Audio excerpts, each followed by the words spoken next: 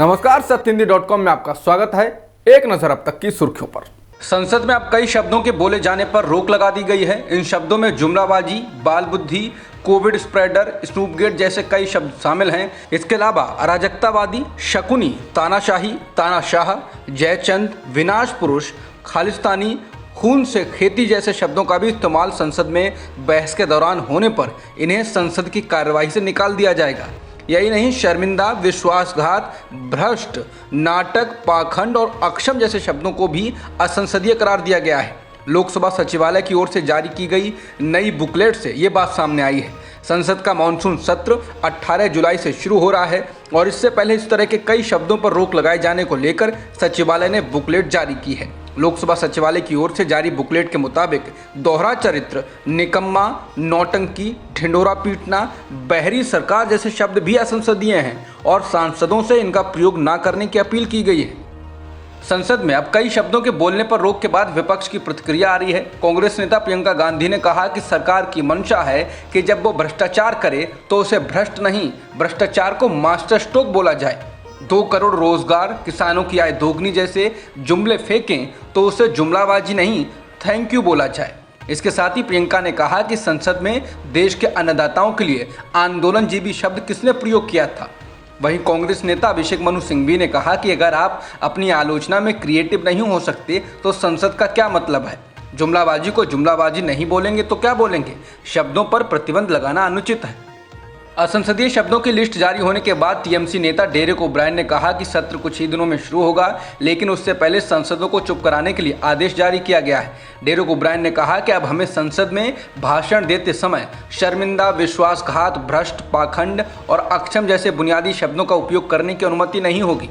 Derek ने कहा कि मैं इन सभी शब्दों का प्रयोग करूंगा, मुझे निलंबित करो। डेरेक ने कहा कि लोकतंत्र के लिए संघर्ष है। वहीं टीएमसी नेता महुआ मोइत्रा ने कहा कि लोकसभा और राज्यसभा के लिए असंसदीय शब्दों की नई सूची में संघी शब्द शामिल नहीं है। महुआ ने कहा कि मूल रूप से सरकार ने विपक्ष द्वारा इस्तेमाल किए गए उन सभी शब्दों को बैन कर दिया है जिनसे विपक्ष ये बताता है कि कैसे बीजेपी भारत को बर्बाद कर रही है। महुआ ने कहा कि क्या सत्य असंसदीय है।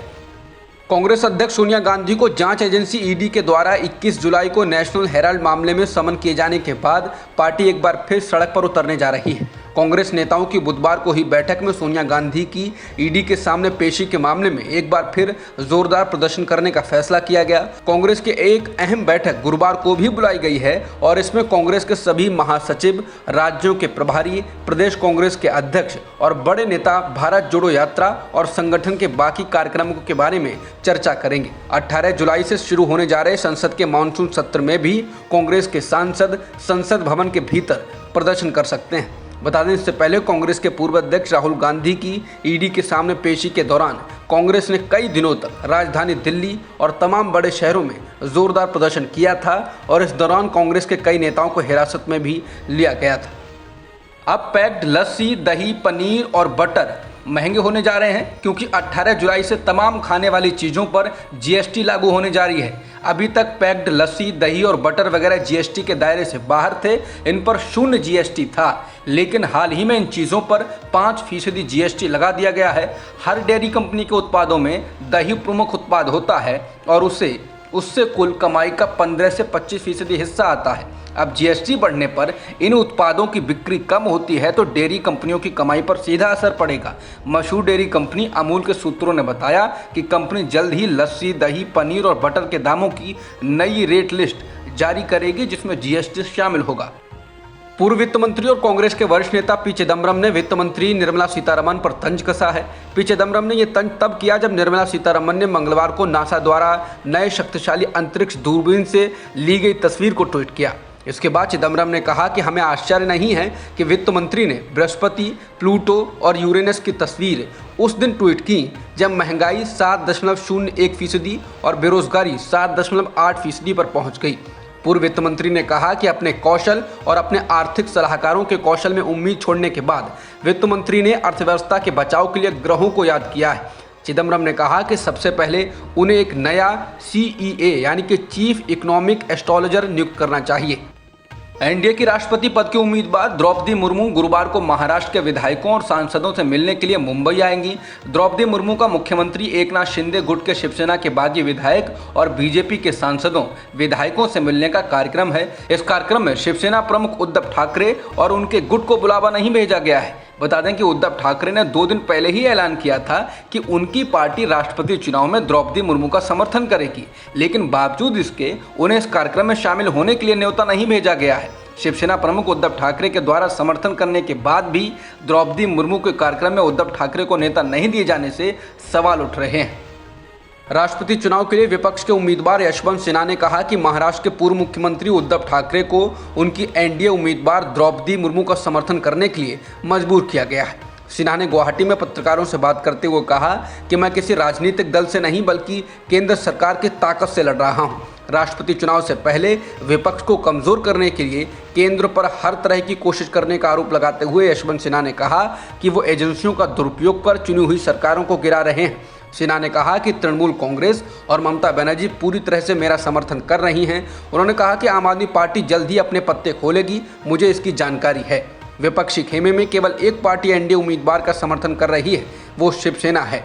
सिन्हा ने कहा कि तेलंगाना राष्ट्र समिति विपक्ष की बैठक का हिस्सा नहीं थी, लेकिन वो भी मेरा समर्थन कर रही है, इसलिए हमारे पास विपक्ष का बहुत समर्थन है। बिहार पुलिस ने एक संदिग्ध आतंकी मॉड्यूल का पर्दाफाश किया है। पुलिस ने 2 अभियुक्तों को गिरफ्तार किया है। पुलिस का कहना है कि अभियुक्तों ने प्रधानमंत्री मोदी के 12 जुलाई के बिहार दौरे के दौरान उन्हें निशाना बनाने की योजना बनाई थी। पकड़े गए अभियुक्तों के नाम अतहर परवेज और मोहम्मद जलालुद्दीन हैं। इन्हें पटना के फुलवारी शरीफ इलाके से गिरफ्तार किया गया है। फुलवारी शरीफ के एएसपी मनीष कुमार ने बताया कि आरोपियों के पास से 8 पेज का एक दस्तावेज भी मिला है, जिसमें इंडिया विजन 2047 लिखा गया है। पुलिस के मुताबिक इसमें कायर बहुसंख्यक समुदाय को अपने अधीन करना और गौरव वापस लाने की बात कही गई है। पुलिस ने बताया कि परवेज का छोटा भाई साल 2001-2 में बिहार में हुए बम धमाकों में जेल जा चुका है। एक आरोपी मोहम्मद जलालुद्दीन झारखंड पुलिस का रिटायर्ड अफसर है, जबकि Athar Parvez student Islamic movement of India यानी सिमी का सदस्य रहा है। श्रीलंका के राष्ट्रपति गोटाबाया राजपक्षे ने अपने पद से इस्तीफा देने से इनकार कर दिया है, जबकि बुधवार को उन्होंने कहा था कि वो इस्तीफा दे देंगे। उनके इस्तीफा न देने के कारण श्रीलंका में विरोध प्रदर्शन और तेज हो गया है। गोटाबाया राजपक्षे मंगलवार रात को भागकर मालदीव की राजधानी माले पहुंचे थे और अब वो वहां से सिंगापुर जाने की तैयारी में हैं। लगातार बिगड़ते हालात के बीच बुधवार को श्रीलंका में इमरजेंसी लागू कर दी गई थी।